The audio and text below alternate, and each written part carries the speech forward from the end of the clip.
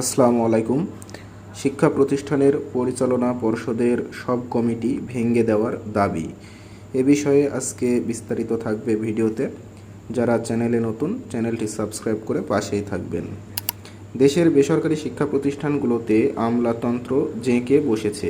অভিযোগ তুলে দ্রুত সব ব্যবস্থাপনা কমিটি ও গভর্নিং বডি ভেঙে দেওয়ার দাবি জানিয়েছে শিক্ষার্থীদের স্বার্থ রক্ষাকারী সংগঠন অভিভাবক ঐক্য ফোরাম। বুধবার 22 অক্টোবর সন্ধ্যায় গণমাধ্যমে পাঠানো এক বিজ্ঞপ্তিতে এ দাবি জানান সংগঠনের সভাপতি বীর মুক্তিযোদ্ধা মোহাম্মদ জিয়াউল কবির দুলু ও সাধারণ সম্পাদক মোহাম্মদ সেলিম মিয়া। বেসরকারি শিক্ষা প্রতিষ্ঠানের পরিচালনা পর্ষদের চলমান সংশোধিত প্রবিধানমালার কিছু ধারা উপধারা নিয়ে হাইকোর্টে একাধিক রিটের পরিপ্রেক্ষিতে এবং বেসরকারি শিক্ষা প্রতিষ্ঠানে আমলাতন্ত্র জেঁকে বসার প্রেক্ষিতে এ দাবি জানান তারা।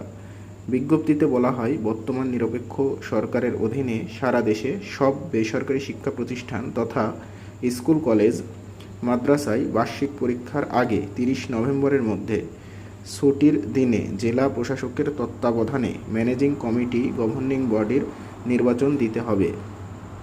এতে বলা হয়, বর্তমানে সব কমিটি ভেঙে দিতে হবে এবং জেলা প্রশাসককে একক ক্ষমতা দিয়ে 30 নভেম্বরের মধ্যে কমিটি নির্বাচন সম্পন্ন করতে হবে।